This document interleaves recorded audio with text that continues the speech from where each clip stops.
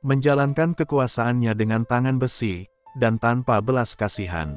Selama 33 tahun ia bertahta, dari tahun 1828 dan berakhir pada tahun 1861. Dialah Ratu Ranavalona dari Madagaskar. Terlepas dari semua kontroversi kekejamannya dalam menjalankan pemerintahannya, dia adalah salah satu pemimpin Afrika yang mampu menghancurkan kolonialisme bangsa Eropa. Ia terlahir pada tahun 1788 di Madagaskar dengan nama Ramavo. Ia berasal dari kalangan rakyat biasa, dari suku Marina, salah satu suku terbesar di Madagaskar. Dari rakyat kecil, bisa menjadi ratu di Madagaskar.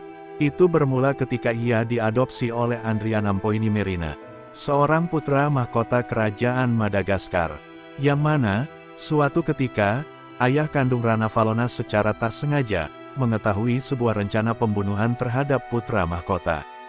Dan berkat informasi yang diberikan oleh ayah Ranavalona, sang putra mahkota terselamatkan dari kematian.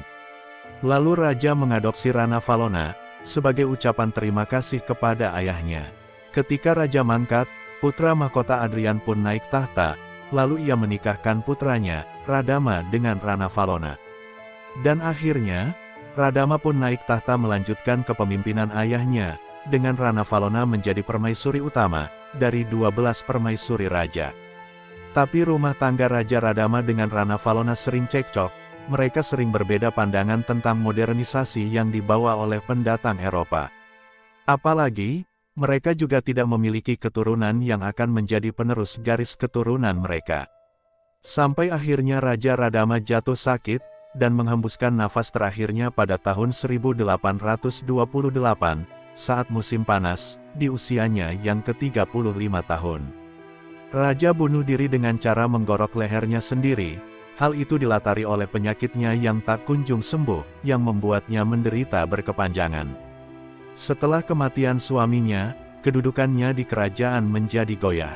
Karena Pangeran Rakotobe adalah pewaris tahta selanjutnya, karena ia anak dari kakak perempuan Raja Radama.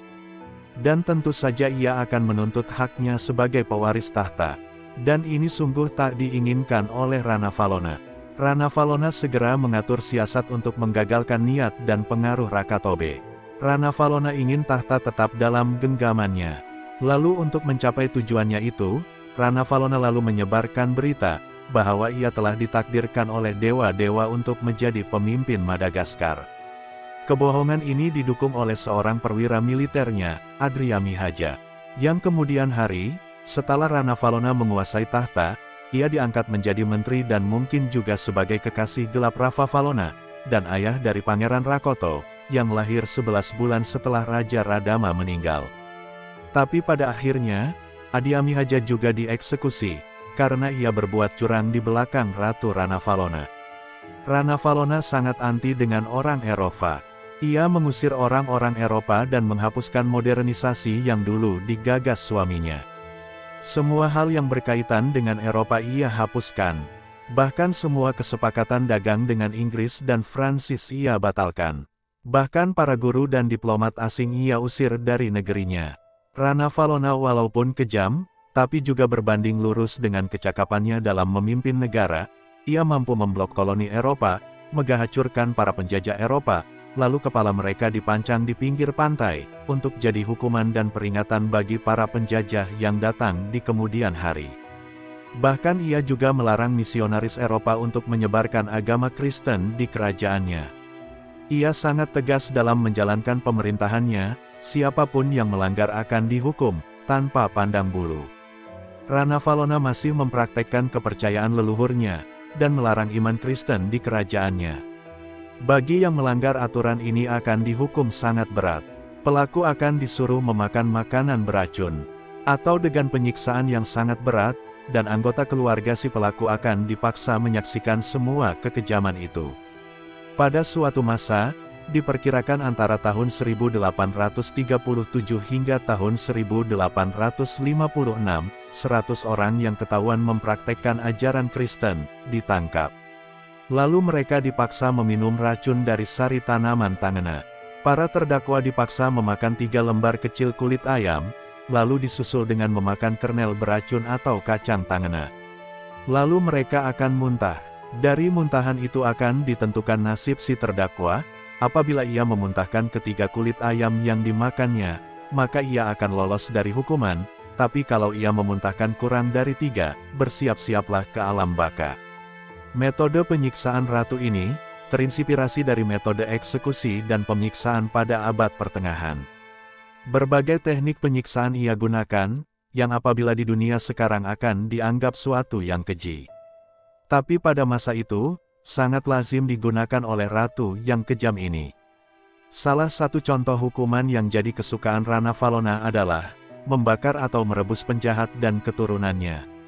Kematian mereka yang perlahan dan sangat menderita menjadi kepuasan tersendiri bagi Rana Valona. Bahkan sebagian dari orang-orang terhukum ini akan disekap dalam peti, dimasukkan ke dalam lubang dan ditimbun dengan kotoran. Ratu juga melaksanakan hukuman kerja paksa bagi warga kerajaan yang tidak mampu membayar pajak, yang mana sistem ini dikenal dengan nama Vanomvoana. Ia bahkan menjual atau menjadikan budak bagi rakyat yang mendapat hukuman. Di antaranya orang-orang yang dianggap pengkhianat, dan warga yang tidak mampu membayar pajak. Yang mana hal ini juga bertujuan untuk mengisi pundi-pundi emas kerajaan.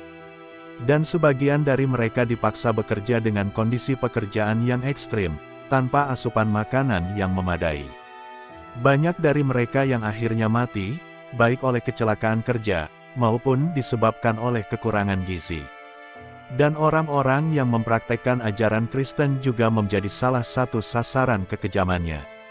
Diperkirakan setiap tahunnya, rakyat Madagaskar berkurang sekitar 20.000 sampai 30.000 jiwa. Mereka meregang nyawa akibat hukuman yang diberikan Ratu Rana Valona yang kejam itu. Bahkan selama pemerintahannya yang brutal, rakyat Madagaskar berkurang drastis, dari semula ketika Rana Valona naik tahta, berjumlah 5 juta jiwa, menjadi 2,5 juta jiwa saja, ketika masa pemerintahannya berakhir pada tanggal 16 Agustus tahun 1861. Rana Valona meninggalkan semua kekejaman dan kesuksesannya, ketika ia menikmati tidur siangnya, di Istana Manjakamiadana. Walaupun pemerintahannya penuh dengan kontroversi, tapi kerajaan tetap menetapkan masa berkabung, selama 9 bulan. Masa-masa berkabung diisi dengan ritual-ritual keagamaan bagi si mati. Mereka juga membagikan daging hewan kepada rakyat Madagaskar. Setelah kematian ratu, Pangeran Rakoto segera naik tahta. Dengan gelar Raja Radama II, Raja Radama II memiliki pandangan yang lebih modern dari ibunya. Ia menghapus banyak kebijakan ibunya yang menolak modernisasi. Walaupun Ratu Rana Valona, seseorang yang kejam, dan dibenci. Tapi bagi sebagian rakyatnya, Rana Valona dipuji sebagai sosok yang berhasil menjaga tradisi nenek moyang, dan mampu mengusir kolonialisme barat atau penjajah. Ia salah satu pemimpin dari Malagasy yang terkenal tangguh dan tidak tunduk pada kolonialisme. Sang ratu juga dikenal sebagai seorang yang cerdas, dan memiliki ilmu metalurgi yang baik. Hal inilah yang membuat kerajaannya mampu memproduksi persenjataan modern di masanya. Di bawah kepemimpinannya, Madagaskar tumbuh menjadi kerajaan yang makmur, kuat di bidang militer dan akademik. Ia menyadari, saat penobatannya sebagai ratu, banyak yang meragukan kemampuan kepemimpinannya. Tapi dalam sebuah pidatonya, ia meyakinkan bahwa pandangan seperti itu salah. Saya akan menjadi ratu yang kuat, dan memakmurkan rakyat. Saya hanya akan mengikuti sesembahan leluhurku, takkan ada yang lain. Batas wilayah Madagaskar adalah lautan, dan tak sejengkal pun akan kuberikan kepada penjajah.